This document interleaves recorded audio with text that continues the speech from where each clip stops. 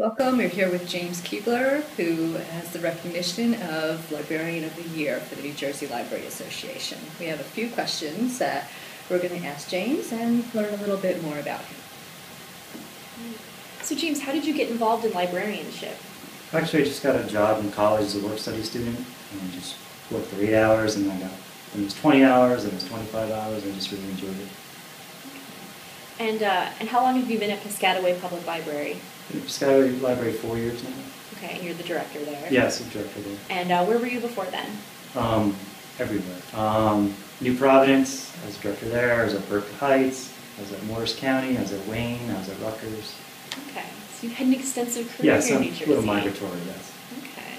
And what accomplishments are you most proud of in your career? Just having a number of different jobs, being a reference librarian, doing the best I could at that, and being a director, head of a reference, and then being involved in the Library Association, being involved in public policy and the conference. It's just a diverse experience of different challenges and learning different things and meeting a lot of different people. What initiatives are you working on now that you're excited about? I think the most exciting one now is working on building a makerspace at our library.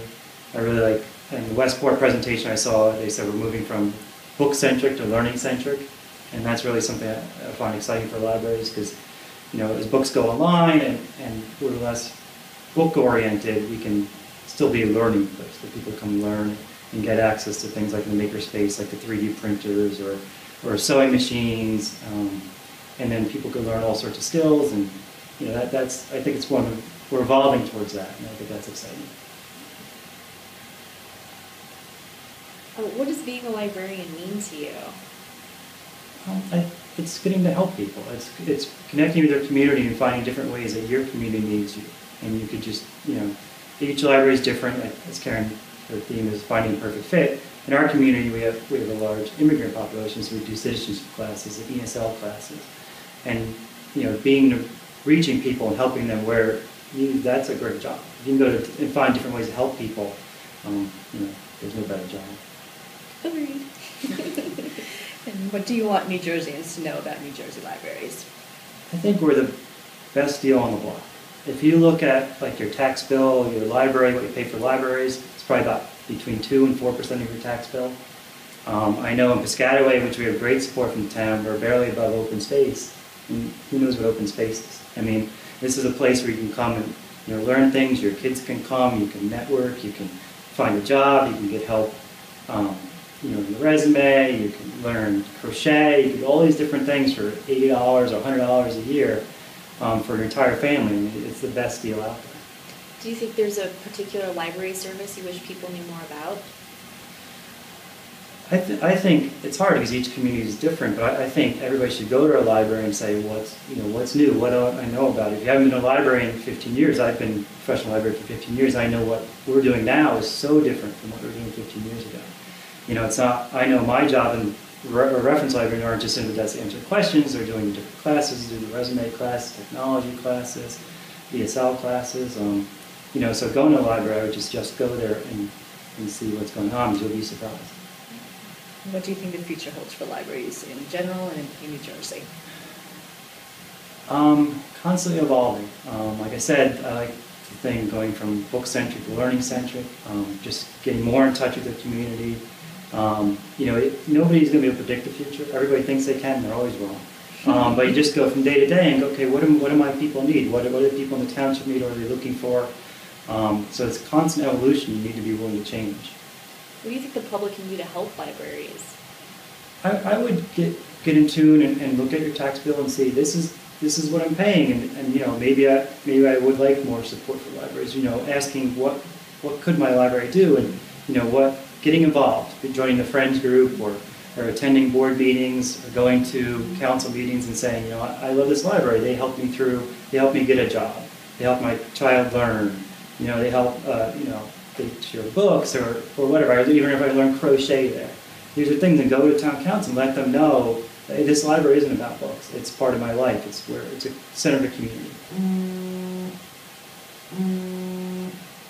And what is your favorite book? Well, it's Good to Great. It's actually a management book. It's It's my favorite book, and anytime I'm thinking about where I am in my library, making some decision, I go back to that book. It's like a framework of like how organizations move from good to great.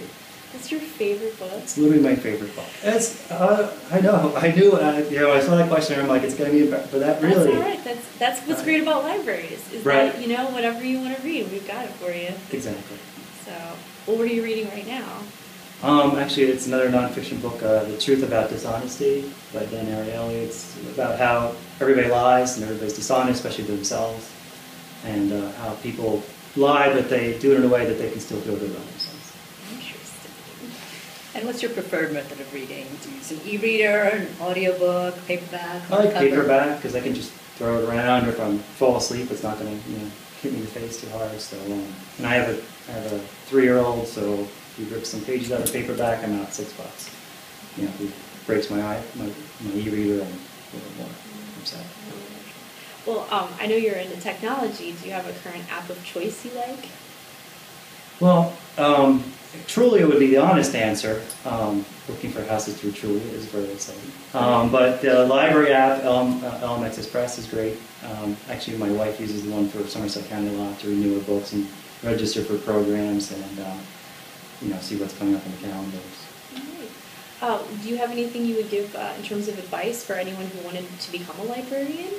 I would say no matter what your job is, give 100%. Even if you're an intern or you're the director, give 100%. My first job in the library was searching missing books, which was clearly the lowest position at Rutgers Alexander Library.